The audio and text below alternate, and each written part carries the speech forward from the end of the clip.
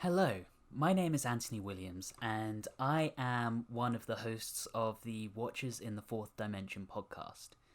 I also wrote in this fine book, Children of Time, the article on the second Doctor's companion, Jamie McCrimmon. And it was my great honour that Jamie was actually up front and centre on the front cover. If anyone's wondering, this little UFO here is my microphone. So enjoy that being in the side of the screen. So I chose to write for Jamie in this book because I think Jamie is a really special companion. In fact, one of the most important companions. I'm not going to read directly from my article in here. I think that's something that you should go and do yourself. But I'm going to give you somewhat of the Reader's Digest and somewhat a free-form train of thought on Jamie. So there's this perception of 60s Doctor Who that maybe it's not quite as nuanced and that character arcs aren't quite as well defined. And I don't think that's really fair. Jamie is the perfect example of that. He joins the Doctor in the second Doctor's second story, The Highlanders.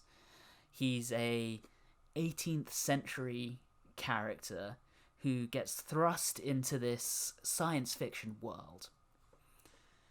And up to that point, bearing in mind William Hartnell had just finished his time as the Doctor, the role of the male companion, and you saw this with Ian, with Stephen, and of course with Ben, their role really was to be the muscle, or alternatively to be the role model for young boys who are watching the show.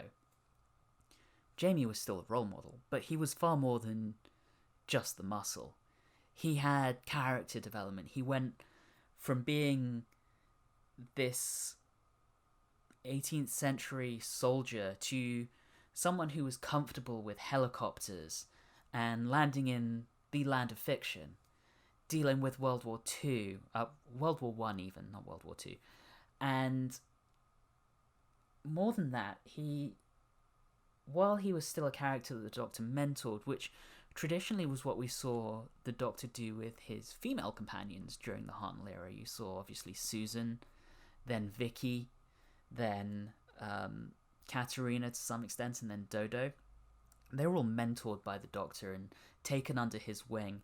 In this case, it's Jamie, who, as the slightly undercultured character, is developed and protected to some extent, but that relationship really develops over the 3 years that Jamie was on the show, which was longer than any other companion had been on the show up to that point.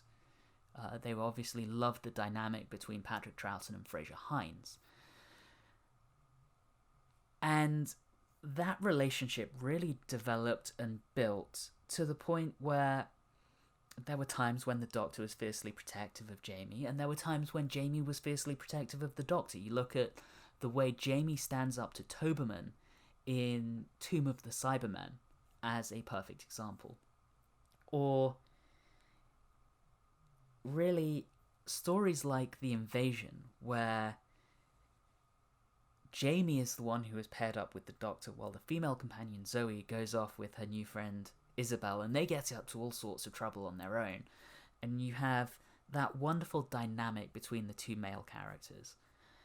And that kind of healthy male relationship, I think, is something really to be applauded. I think in this day and age, we rightly talk a lot about toxic masculinity and how toxic male friendships can be. And the Doctor and Jamie are the perfect example of how to do a male friendship right. They get into a little bit of trouble together, but it's not in that kind of nasty way. Get up to some mischief, they get themselves into some scrapes.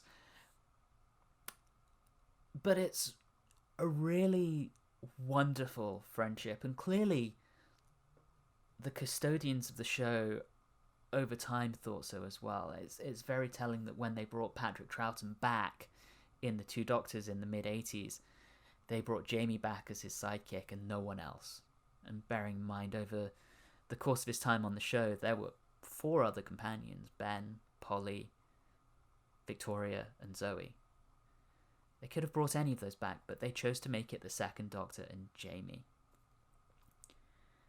Big Finish have also done similar things. They actually brought Jamie back to spend some time with Colin Baker's Sixth Doctor, but it's really in the Companion Chronicles where Fraser Hines as Jamie really shines, and partially that's because Fraser is really given an opportunity to shine. He plays the part of Jamie, but he also plays the part of the Second Doctor, and the way that Fraser and Patrick Troughton clearly had a close relationship has also meant that Fraser has picked up a lot of those little vocal quirks that Patrick Troughton had, the various little at the end of the sentences, and he's really got those inflections spot on, and he can realize that relationship on an audio format spectacularly. And I think that's really a testament to how wonderful that relationship between the Second Doctor and Jamie was. I think it's really one of the iconic male friendships in Doctor Who. And after that, I don't think they ever really managed to do it right again, particularly not in the classic era, where the male companions you saw after that really were Harry, Adric, and Turlough. And that was about it. I always thought Harry was spectacular, but he was never that close to the Doctor. Adric had the potential, but unfortunately Tom Baker left, and the dynamic between the characters changed drastically as you saw that relationship between the Fifth Doctor and Adric, which was a lot more confrontational. I think the Fourth Doctor and Adric could have had that same mentorship. And then Turlough, who I dearly love as a companion, but he was something different altogether, someone untrustworthy. You never quite knew whether he was doing the right thing or not. So they never really replicated it, and I'm not sure they really have in modern Doctor Who either. Mickey was always Mickey the idiot. Captain Jack was flirtatious, bombastic. He was everything Jamie was not. He was still a very good character, but he was just a very different character.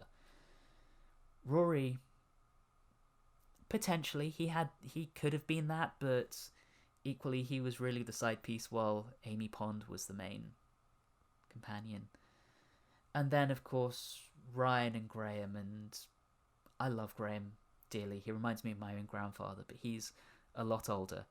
Ryan, again, could have that potential, but I think the problem there really is the TARDIS is a little crowded, and all 3 of those companions are a little underserved right now. So even in modernity, no one, in my opinion, has come close to replicating that relationship between the Second Doctor and Jamie. And I really hold it up as one of the best Doctor-companion relationships that has ever been represented in the show.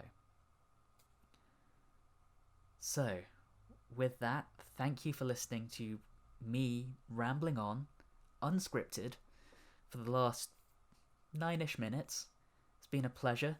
I hope everyone is staying safe and staying well. It is the 1st of April 2020 when I'm recording this, so we're still in the height of COVID-19. Stay well, and I hope that I will get to see you all on the other side. Take care.